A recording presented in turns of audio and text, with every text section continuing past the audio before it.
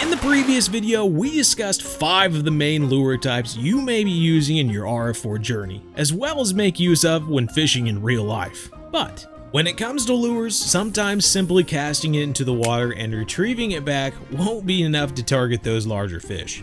This is why knowing how to work a lure to its full potential and the different retrieval types available can sometimes be a make or break moment while fishing. And this is as much a learned technique in RF4 as it is in real life. But hopefully with these tips, it'll get you started on the right path to understanding and using them to catch fish. A straight retrieve is usually what is referred to when you cast a lure and simply retrieve it straight back to you.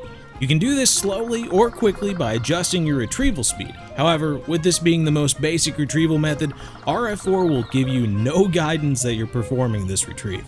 You can, however, add a simple change up to this retrieve known as the speed up by momentarily holding the shift button off and on during your retrieve.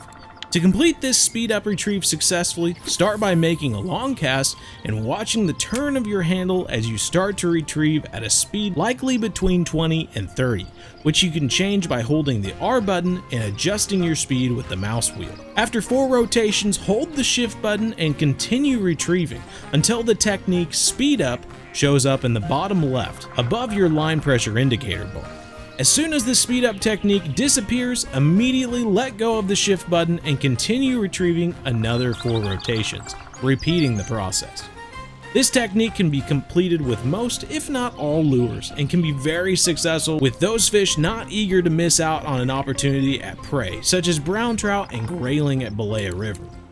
The next retrieval technique is a stop and go. This can be completed by casting a lure, reeling at a speed between 20 and 30 for 5 to 7 rotations, then counting for 3 seconds to let the lure sink, immediately followed with 5 rotations and repeating.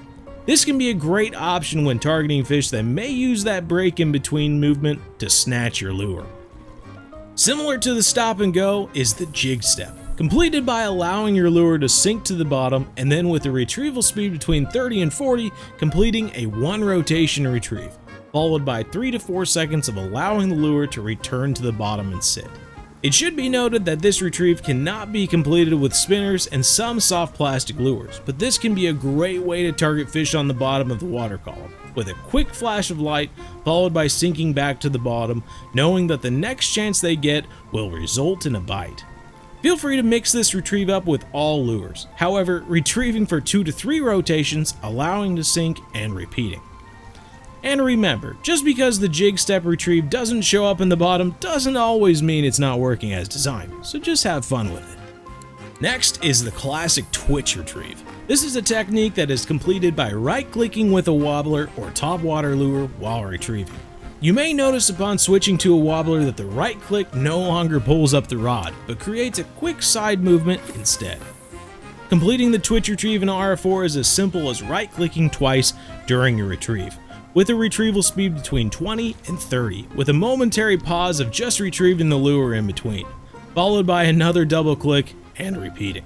The twitch retrieve may give a lure a slightly more realistic movement and allow light to flash with the reflection off the lure during the retrieve. Similar to the twitch is the walk. This retrieve is especially important with swim baits or jerk baits as it is topwater lures, where quick movements allow the lure to move realistically in a small area, attracting fish which may otherwise be hesitant to a quick moving lure. This retrieve can be completed easily by using a quick retrieval speed between 30 and 40 and right-clicking, walking the lure and creating slack in the line. It's important to reel in the slack of the line first to become tight before right-clicking again to repeat. This combination of quick movements followed by slack on the line will allow the lure to move side to side in short bursts, which is what drives predatory fish wild. And lastly, similar to the stop and go is the retrieval and pause, which I'm honestly not sure why it exists. Simply retrieve a wobbler with a 5 rotation retrieval to a 4 rotation weighting ratio and you will complete the retrieve. Though it is common for the stop and go to show up at the same time, so just have fun with it. Knowing different retrieves can be a lifesaver when targeting hesitant fish, both in RF4 and in real life. I know there have been times in my travels where I've been dealing with pressured largemouth bass in a park lake or piranhas that could definitely see me on a nearby rock, hesitant to go after a slow-moving lure. But simply switching to a little jig step or a speed up can drive those fish mad, resulting in a bite. I will note that in real life it is important to know when different retrieves would be useful and when they might result in a snag.